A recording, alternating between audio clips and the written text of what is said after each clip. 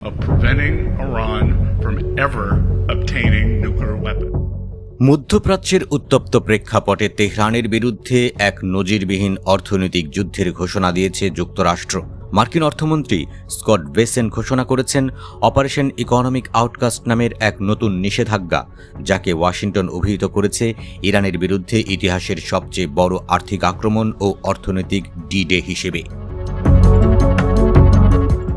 এই নতুন পদক্ষেপের আওতায় শুধু ইরান নয়, বরং দেশটির সঙ্গে আর্থিক লেনদেন চালিয়ে যাওয়া যে কোনো দেশকে বিশ্ব আর্থিক ব্যবস্থা থেকে বিচ্ছিন্ন করে দেওয়ার কঠোর হুঁশিয়ারি দেওয়া হয়েছে।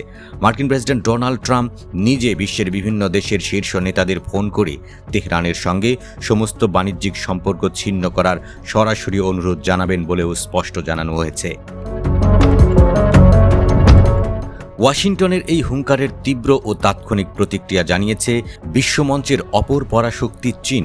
বেইজিংয়ের পররাষ্ট্র মন্ত্রণালয়ের মুখপাত্র লিন জিয়ান একে সম্পূর্ণ অবৈধ ও একতরফা নিষেধাজ্ঞা হিসেবে অভিহিত করে তীব্র ভাষায় সমালোচনা করেছেন এবং নিজেদের অধিকার রক্ষায় সব ধরনের প্রয়োজনীয় ব্যবস্থা নেয়ার দৃঢ় প্রতিশ্রুতি ব্যক্ত করেছেন। চীন ও ইরানের মধ্যকার দ্বিপক্ষীয় সহযোগিতা পুরোপুরি আন্তর্জাতিক আইনের কাঠামোর মধ্যেই পরিচালিত হয়ে আসছে বলে সাফ জানিয়ে দিয়েছে বেইজিং। আগামী মাসে মার্কিন প্রেসিডেন্ট ডোনাল্ড ট্রাম্প ও চীনা প্রেসিডেন্ট শি জিনপিংয়ের মধ্যকার আসন্ন উচ্চ পর্যায়ের বৈঠকের ঠিক প্রাক্কালে এই অর্থনৈতিক সংঘাত পরিস্থিতিকে আরও জটিল করে তুলছে। ওয়াশিংটনের সম্ভাব্য এই নীতির বিপরীতে বেইজিংয়ের হাতেও রয়েছে বড় ধরনের অর্থনৈতিক প্রতিশোধের অস্ত্র।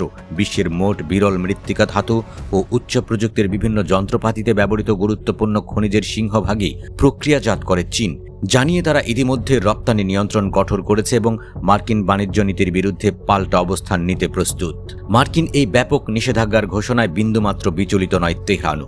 ইরানের অর্থমন্ত্রী আলী মাদানি জাদেহ রাষ্ট্রীয় টেলিভিশনকে দেওয়া এক সাক্ষাৎকারে জানিয়েছেন যে এই নতুন নিষেধাজ্ঞার মোকাবেলায় তারা 2 বছরের পূর্ণ প্রস্তুতি নিয়ে রেখেছেন এবং এটি যুক্তরাষ্ট্রের আরেকটি কূটনৈতিক ও অর্থনৈতিক ব্যর্থতায় পর্যবসিত হবে। বর্তমান এই চরম উত্তেজনার পেছনে রয়েছে প্রায় 6 মাস ধরে চলা ইরান যুদ্ধ এবং এর ফলে বিশ্ববাজারে ঘটে চলা তেলের মূল্যের রেকর্ড ঊর্ধ্বগতি। তেহরান কৌশলগতভাবে অত্যন্ত গুরুত্বপূর্ণ হরমুজ প্রণালী দিয়ে তেল রপ্তানি কার্যত অবরুদ্ধ করে রেখেছে, যার বিপরীতে মার্কিন নৌবাহিনীও নিজেদের সাগরে অবরোধ আরও জোরদার করেছে। দীর্ঘস্থায়ী এই সংকট নিরসনের সমস্ত কূটনৈতিক প্রচেষ্টা ইতিমধ্যে ব্যর্থতার মুখ দেখছে এবং সম্প্রতি কোনো ধরনের স্থায়ী সমঝোতা ছাড়াই 60 দিনের যুদ্ধবিরতির মেয়াদ ফুরিয়ে গেছে। মার্কিন প্রশাসনের দাবি, তারা এখন আর কেবল ইরানের হুমকি মোকাবেলা করছে না, বরং পাকাপোক্তভাবে এর চিরতরে অবসান ঘটাতে মাঠে নেমেছে। তবে আন্তর্জাতিক বিশ্লেষকরা এই নতুন মার্কিন নিষেধাজ্ঞার বাস্তব কার্যকারিতা নিয়ে শুরু থেকেই বড় ধরনের সংশয় প্রকাশ করেছেন। ইরানের জ্বালানি রপ্তানি প্রায় 90% কিনে থাকে চীন, যারা অতীতে কখনো মার্কিন একতরফা নিষেধাজ্ঞা মেনে চলেনি এবং এবারও তাদের অবস্থান পরিবর্তনের কোনো লক্ষণ দেখা যাচ্ছে না। আন্তর্জাতিক অর্থনীতি ও ভূরাজনীতির এই জটিল সমীকরণে যুক্তরাষ্ট্র, চীন ও ইরানের মধ্যকার এই ত্রিমুখী সংঘাত ঠিক কোন ধ্বংসাত্মক বা নাটকীয় মোড় নেয়, সেটাই এখন দেখার বিষয়।